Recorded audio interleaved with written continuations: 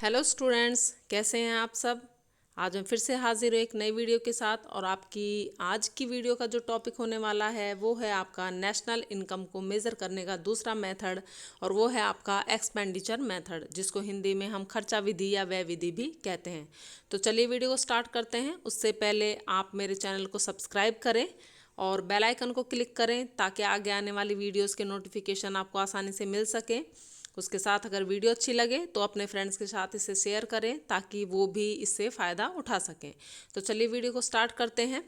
तो हमारा दूसरा मेथड है एक्सपेंडिचर मेथड, खर्चा विधि या व्यय विधि। देखिए, मैंने पिछली वीडियो में आपको पढ़ाया था कि इनकम मेथड क्या होता है। ठीक है, यानी कि जितनी भी इनकम हुई है, ठीक है, उस सब को हम जोड़ देंगे, उसका सम टोटल कर लेंगे तो हम अपनी नेशनल इनकम पर पहुंच जाते हैं। ठीक है, ये विधि है एक्सपेंडिचर मेथड, खर्चा विधि। तो इसमें जितने भी हमारे एक्सपेंसेस हुए हैं, ठीक है, जितने भी हमारे खर्चे हुए हैं, अगर हम उनको सम टोटल कर लें तो एट द एंड हम आपकी NNP एट FC पर क्या पहुंच जाएंगे। ठीक है, तो चलिए स्टार्ट करते हैं इसको। देखिए, जब हम अपने एक्सपेंसेस हैं, ठीक है, आप सबको पता है क्योंकि आप इकोनॉमिक्स पढ़ रहे हो कि जब हम नेशनल इनकम को मेज़र करते हैं ना, तो सिर्फ उसमें फाइनल गुड्स और सर्विसेज को ही इंक्लूड करते हैं।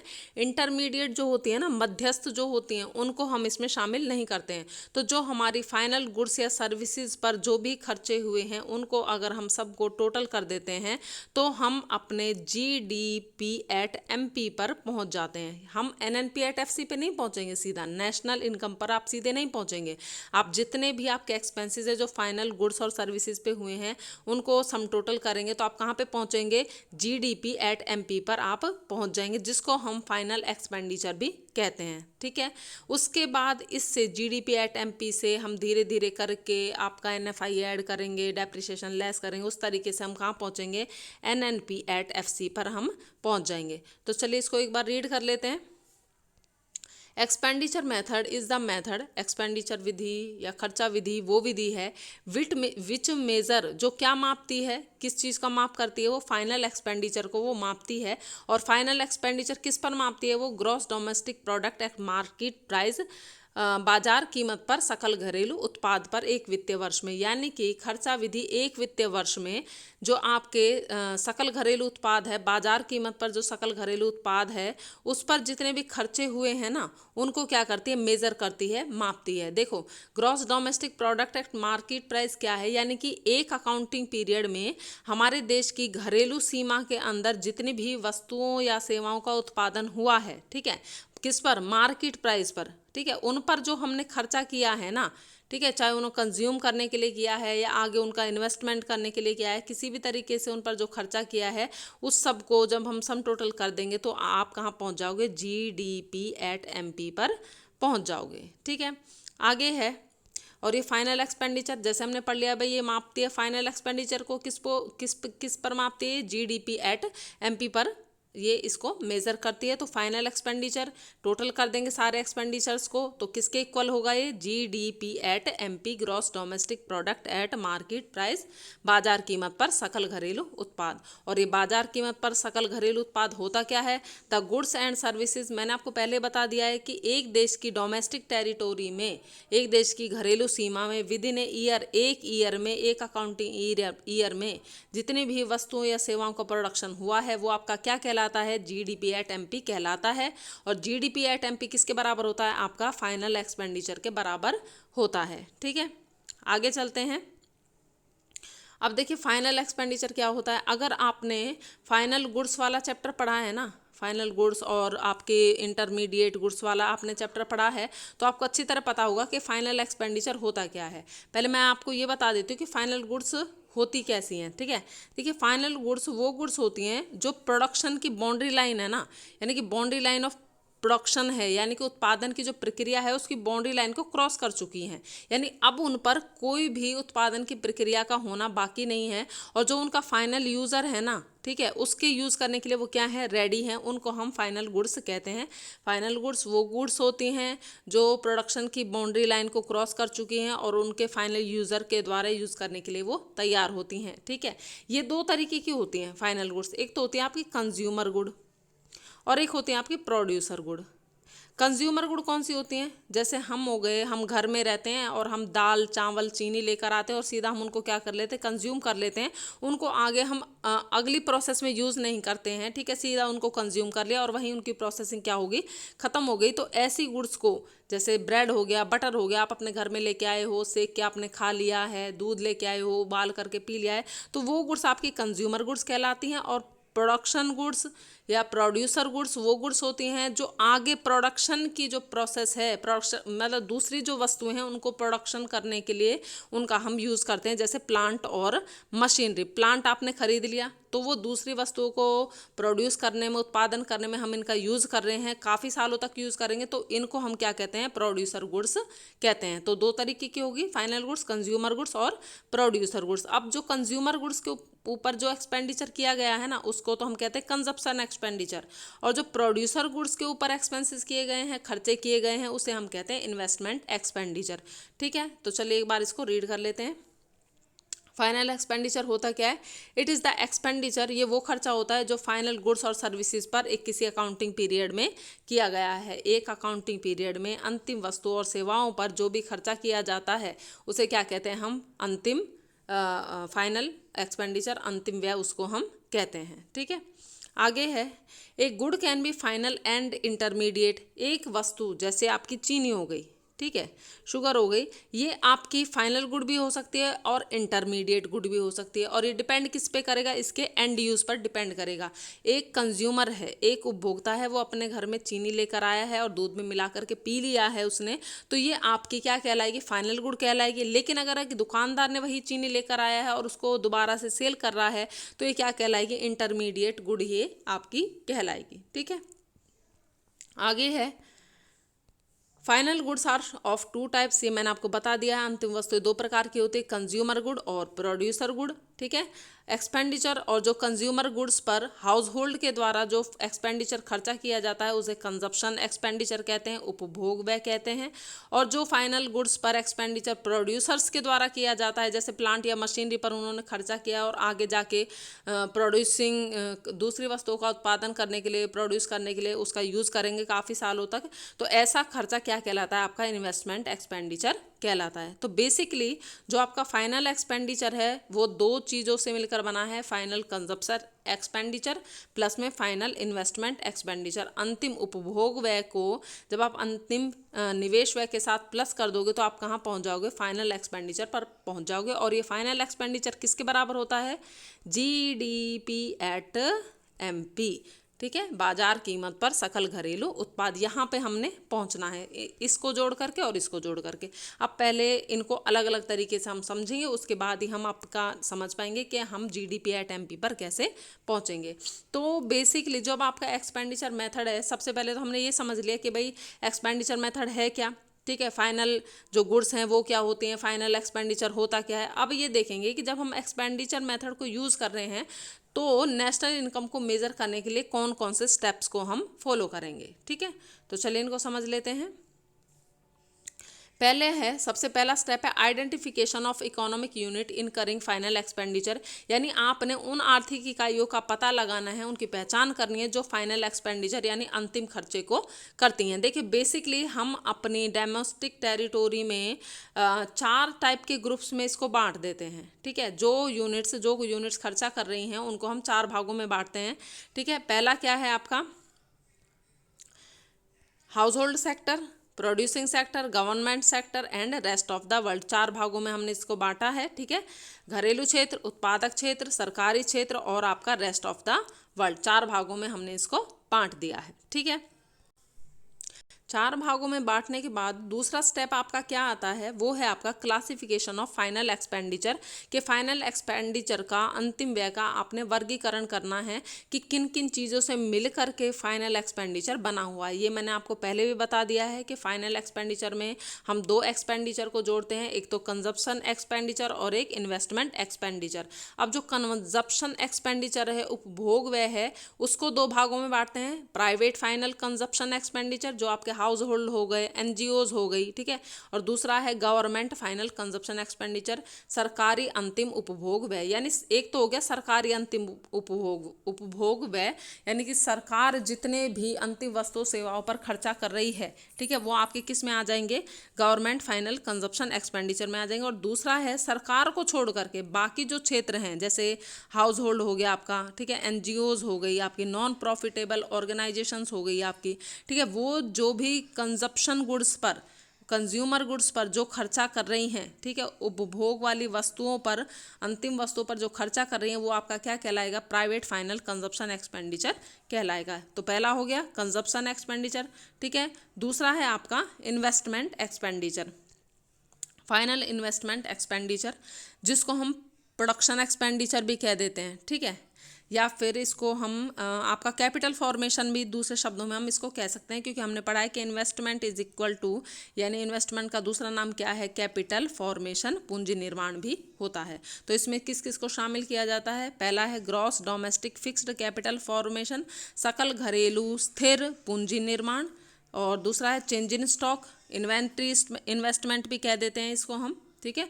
और आगे है नेट एक्सपोर्ट, एक्सपोर्ट कैसे होता है, नेट एक्सपोर्ट कैसे निकालते हैं, एक्सपोर्ट माइनस इंपोर्ट, निर्यात माइनस आयात निकालेंगे तो आप नेट एक्सपोर्ट पर पहुंच जाएंगे। आगे हम इसको अच्छे से ब्रॉडली डिस्कस करेंगे। इसमें सिर्फ आपको नाम बताए हैं कि एक्सपेंडिचर को हमने दो भागों में बांटा है, फाइनल कंजप्शन एक्सपेंडिचर, अंतिम उपभोग व्यय, और अंतिम निवेश व्यय। अंतिम उपभोग व्यय में दो चीज़ें शामिल होती हैं, ये आपका निजी अंतिम उपभोग व्यय और सरकारी अंतिम उपभोग व्यय, ठीक है। और इसमें क्या शामिल होता है, सकल घरेलू स्थिर पूंजी निर्माण, चेंज इन स्टॉक, स्टॉक में परिवर्तन, और शुद्ध निर्यात, ठीक है। चलिए अब इनको आगे डिस्कस कर लेते हैं। Measurement of final expenditure. अब फाइनल एक्सपेंडिचर का मेजरमेंट, पहले हमने किया है क्लासिफिकेशन, उसको बांटा है, उसका वर्गीकरण किया है, और अब क्या करना है, उसका माप करना है। इसको मापने का सिंपल सा तरीका ये है, मान लीजिए आपने टोटल में 500 जो यूनिट्स हैं उनकी सेल की है, ठीक है, और उनका रिटेल प्राइस क्या है, मान लो 50 रुपये है, तो टोटल एक्सपेंडिचर कितना आ गया, दोनों को मल्टीप्लाई कर लो, आपका 25,000 टोटल एक्सपेंडिचर आ गया। यानी कि यूनिट्स जो सेल की हैं, जितनी भी मात्रा में सेलिंग हुई है, उसको उनके प्राइस से हम मल्टीप्लाई कर देंगे तो हम कहाँ पहुंच जाएंगे, आपके उस पर जो एक्सपेंडिचर हुआ है उस पर पहुंच जाएंगे। इसके लिए हम अलग अलग क्षेत्र के अलग अलग एक्सपेंडिचर कैलकुलेट करेंगे, ठीक है। तो total volume of sale in the market, एक मार्केट में जितनी भी मात्रा में सेलिंग हुई है उसको अगर हम रिटेल प्राइस से आपका मल्टीप्लाई कर देंगे, कीमतों से हम गुणा कर देंगे, तो हम क्या निकाल लेंगे, आपका एक्सपेंडिचर निकाल लेंगे। तो अलग अलग जो यूनिट्स हैं, अलग अलग ग्रुप्स हैं, उनके लिए अलग अलग तरीके से ही हम इसको निकालेंगे। तरीका तो वही रहेगा, बाकी जो चीज़ें शामिल होनी हैं वो अलग अलग रहेंगी। तो पहला है फाइनल कंजप्शन एक्सपेंडिचर, इसको हमने दो भागों में बांटा था, प्राइवेट वाला और गवर्नमेंट वाला। पहले प्राइवेट वाले में क्या क्या शामिल होता है ये देख लेते हैं। पहला तरीका तो वही है, जितनी मात्रा में वस्तुओं और सेवाओं की सेलिंग हुई है, ठीक है, किसको सेलिंग हुई है, हाउस होल्ड सेक्टर को सेलिंग हुई है, या आपकी नॉन प्रॉफिटेबल ऑर्गेनाइजेशंस को सेलिंग हुई है, ठीक है, उसको किससे मल्टीप्लाई कर देंगे, आप रिटेल प्राइस से मल्टीप्लाई कर देंगे, गुणा कर देंगे, तो आपका एक्सपेंडिचर निकल आएगा, ठीक है। अब जो वस्तुएं हैं, हमने जो आपका फाइनल गुड वाला चैप्टर है उसी में पढ़ा है कि वस्तुएं आपकी, जो घरेलू क्षेत्र होता है जो वस्तुओं को खरीदता है, वो कई टाइप की होती हैं, durable, semi durable, non durable, ठीक है, टिकाऊ, अर्ध टिकाऊ और गैर टिकाऊ वस्तुएं। तो इन सब वस्तुओं पर जो खर्चा होता है, इन सब वस्तुओं की जो मात्रा है, जो वॉल्यूम है, उसको उनके प्राइस से गुणा करने पर आप फाइनल एक्सपेंडिचर इनका निकाल लोगे। और क्या इसमें शामिल होता है, wages and salary received in kind, किसी भी तरीके से कैश के अलावा जो भी सैलरी आपकी रिसीव हुई है वो भी इसमें शामिल होगी। गिफ्ट जो आपको रिसीव्ड हुए हैं किसी भी तरीके के, वो भी इसमें शामिल होंगे। नेट गिफ्ट आ रहा है तो इसका मतलब ये है, मान लो आपने 500 रुपये के गिफ्ट दिए और आपने 200 रुपये के गिफ्ट रिसीव किए, आया कितना, 300 रुपीज़, यानी ये 300 रुपीज़ जो है वो आपका नेट गिफ्ट कहलाएगा, ठीक है। और क्या है इसमें, direct purchase of goods and services from abroad by the consumer house hold, अगर कंज्यूमर ने, ठीक है, घरेलू क्षेत्र ने अब्रोड से डायरेक्ट वस्तुएं या सेवाएं खरीदी हैं तो वो भी इसमें शामिल होगी, यानी कि उनका हम यूनिट्स को उनके प्राइस से मल्टीप्लाई कर देंगे, जो खर्चा है वो निकालेंगे और उसको भी इसमें हम ऐड कर लेंगे। उसके बाद है purchase of goods and services produced in the current year, current year में जितनी वस्तु सेवाओं का उत्पादन हुआ है उन पर जो परचेजिंग में खर्चा हुआ है उसको इंक्लूड करेंगे। Compensation of employ by the non profit institution for rendering services to the household. ठीक है, अगर नॉन प्रॉफिट ऑर्गेनाइजेशन है, यानी कि जो लाभ ना कमाने वाली संस्था हैं, जो लाभ नहीं कमाती, नो प्रॉफिट और नो लॉस पे काम करती हैं, उन संस्थाओं ने अगर हाउस होल्ड से कोई सर्विसेज ली हैं और उसके बदले में उनको कुछ कंपनसेशन दिया है उनकी सेवा लेकर के, तो वो भी आपका इसमें शामिल होगा। ये सारी चीज़ें जब शामिल कर लोगे आप, तो आप कहाँ पे पहुँच जाओगे, प्राइवेट फाइनल कंजप्शन एक्सपेंडिचर पर पहुँच जाओगे। ठीक है, अब फाइनल कंजप्शन एक्सपेंडिचर में प्राइवेट वाला हो गया। अब दूसरा था आपका गवर्नमेंट वाला। ठीक है, गवर्नमेंट फाइनल कंजप्शन एक्सपेंडिचर, सरकारी अंतिम उपभोग व्यय में क्या शामिल होगा, सेम टू सेम सरकार ने जो चीज़ें खरीदी हैं, सरकार को जितनी मात्रा में वस्तुएं बेची हैं उनको रिटेल प्राइस से मल्टीप्लाई करेंगे, एक तो ये निकल के आएगा। ठीक है, दूसरा क्या आएगा, सरकार ने अगर कोई सेवा ली है, ठीक है, हाउस होल्ड सेक्टर से, और उसके बदले में उनको कंपनसेशन दिया है, यानी सैलरी दिया है, कुछ भी दिया है, तो वो भी इसमें प्लस होगा। और सरकार ने अगर विदेशों से डायरेक्ट तरीके से कोई परचेजिंग की है तो वो भी इसमें क्या हो जाएगा, ऐड हो जाएगा। इन तीनों को ऐड करके गवर्नमेंट फाइनल कंजप्शन एक्सपेंडिचर पर पहुंच जाएंगे। जब हम गवर्नमेंट फाइनल कंजप्शन एक्सपेंडिचर और प्राइवेट फाइनल कंजप्शन एक्सपेंडिचर को जोड़ देंगे तो हम कहाँ पहुंच जाएंगे, फाइनल कंजप्शन एक्सपेंडिचर पर पहुंच जाएंगे। ठीक है, एक चीज़ निकल आई। दूसरा था हमारा फाइनल इन्वेस्टमेंट एक्सपेंडिचर, दूसरा फाइनल इन्वेस्टमेंट एक्सपेंडिचर। अब देखिए इसमें क्या क्या शामिल है। इसमें है, पहला था gross domestic fixed capital formation. जब हम जो आपका सकल घरेलू स्थिर पूंजी निर्माण है इसकी कैलकुलेशन करेंगे तो इसमें भी हमें दो चीज़ों की कैलकुलेशन करनी पड़ेगी। उसमें पहला है एक्सपेंडिचर ऑन कंस्ट्रक्शन, यानी कि जो संरचना निर्माण है, कंस्ट्रक्शन का काम है, उस पर जो खर्चा किया गया है उसे हमें निकालना होगा। उसको कैसे निकालेंगे, जितनी भी मात्रा में हमने इनपुट्स यूज़ किए हैं ना, सामान यूज़ किया है, स्टील है, सीमेंट है, ब्रिक्स है, ईंटें हैं, करेसल है, जो यूज़ किया है, और जो प्राइस हमने पेड किया है बिल्डर को, ठीक है, उन दोनों को मल्टीप्लाई कर लेंगे, यानी इनकी मात्रा और जो प्राइस पेड किया है उसको गुणा कर लेंगे तो आपका एक्सपेंसेस निकल आएगा। और इस तरीके से जब हम अपने एक्सपेंसेस को निकालते हैं तो इस मेथड को हम कहते हैं कमोडिटी फ्लो अप्रोच। ठीक है, प्राइस पेड जो कि हमने किए हैं और जितनी मात्रा में हमने जितनी वॉल्यूम में मटेरियल्स को यूज़ किया है उसको हम मल्टीप्लाई करेंगे, तो इस तरीके से हम इसके जो हमारे एक्सपेंसेस है वो निकाल लेंगे। ठीक है, इसमें और क्या शामिल होता है, परचेजेस ऑफ न्यू हाउस। अगर कंज्यूमर ने, ठीक है, नया घर खरीदा है तो भी वो भी आपका किस में आ जाएगा, एक्सपेंडिचर ऑन कंस्ट्रक्शन में आ जाएगा। वर्क इन प्रोग्रेस, अगर कोई काम अधूरा है और अभी उस पर काम चल रहा है तो उस पर जो खर्चे हुए हैं वो भी आपका एक्सपेंडिचर ऑन कंस्ट्रक्शन में आ जाएगा। ठीक है, इसको किस में डालेंगे हम, gross domestic fixed capital formation में डालेंगे। ठीक है, और इसमें दूसरा है, एक तो था आपका कंस्ट्रक्शन पर जो खर्चे हुए हैं वो, दूसरा है final expenditure on plant and machinery, ये भी तो आपका फिक्स्ड ही है। ठीक है, फिक्स्ड कैपिटल फॉर्मेशन में ही आपका आएगा। तो दूसरा क्या है, प्लांट और मशीनरी पर जो हमने खर्चा किया है वो भी इसमें ऐड होगा। ठीक है, जब आप जो कंस्ट्रक्शन पर जो खर्चा हुआ है और जो प्लांट और मशीनरी पर जो खर्चा हुआ है इन दोनों को जोड़ दोगे तो आप कहाँ पे पहुँच जाओगे, ग्रॉस फिक्स्ड कैपिटल फॉर्मेशन पर आप पहुँच जाओगे। ठीक है, सकल स्थिर पूंजी निर्माण पर आप पहुंच जाओगे। तो इस पर इसको कैसे निकालते हैं हम, दो तरीके हैं। इस तरीके के इस एक्सपेंडिचर को निकालने के दो मेथड है। पहला क्या है, जितने की सेल हुई है, ठीक है, फाइनल सेल जितने की भी हुई है और रिटेल प्राइस, उन दोनों को मल्टीप्लाई कर देंगे तो आपका जो अमाउंट है जो खर्चा हुआ है वो निकल आएगा। दूसरा क्या है, जितने की प्लांट और मशीनरी प्रोड्यूस की गई है, उत्पादन किया गया है, और परचेजर ने जितने का प्राइस पेड किया है, इन दोनों को मल्टीप्लाई करेंगे तो भी आपका ये ही निकल के आएगा। ठीक है, यानी दोनों तरीकों से जब आप कैलकुलेशन करेंगे ना तो आपका जो अमाउंट आएगा, आपके जो एक्सपेंडिचर आएंगे वो सेम टू सेम ही आएंगे। भाई मान लो 500 आपने सेल की है, मान लीजिए 500 आपने सेल की है और प्राइस आपका है 10, ठीक है, तो आप 5000 पे आ गए।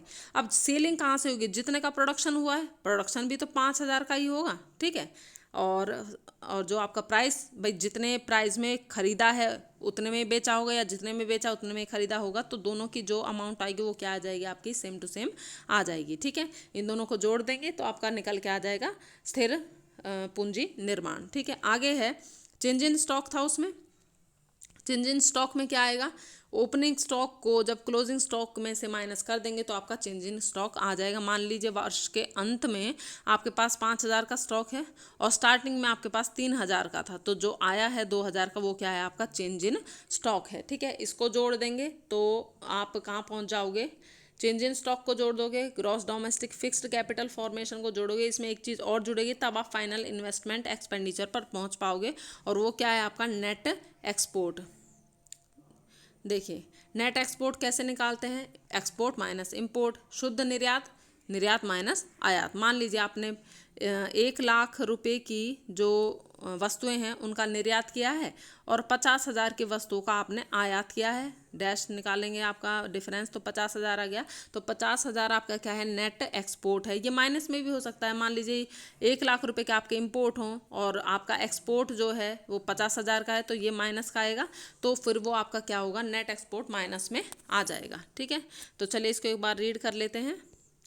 एक्सपोर्ट रेफर्स टू, एक्सपोर्ट का मीनिंग क्या होता है, goods and non factor services sold by one country to other country, एक कंट्री द्वारा दूसरी कंट्री को जिन वस्तुओं का और नॉन फैक्टर सर्विसेज का सेलिंग की गई है उसे क्या कहते हैं, हम एक्सपोर्ट कहते हैं। यानी कि अगर भारत के निर्यात की बात करें तो भारत का निर्यात क्या होगा, मान लीजिए ये इंडिया है और ये ब्रिटेन है, इंडिया ने ब्रिटेन को कोई भी वस्तु या नॉन फैक्टर सर्विस बेची है, सोल्ड की है, तो वो क्या होगी, इंडिया के लिए वो क्या होगा, एक्सपोर्ट होगा। जैसे इंडिया जूट, टेक्सटाइल और टी का क्या करता है, एक्सपोर्ट बाहर के देशों में करता है। अब ये नॉन फैक्टर सर्विस क्या है, फैक्टर सर्विस तो आपको पता है लैंड, लेबर, कैपिटल, ये आपके फैक्टर सर्विसेज में आते हैं, साधन सेवा में आते हैं। नॉन फैक्टर सर्विस ऐसे है, इंडिया है, ठीक है, मान लीजिए चाइना का एक व्यक्ति इंडिया में आया, यहाँ के होटल में रहा, यहाँ की सर्विसेज को यूज़ किया, तो जो इंडिया ने ये सर्विसेज दी है ना, इसको इस टाइप की सर्विसेज ये क्या होंगी, आपके नॉन फैक्टर सर्विसेज में आएंगी। ठीक है, और ये क्या होगा आपका, ये भारत के एक्सपोर्ट में काउंट होगा, ठीक है, निर्यात में काउंट होगा।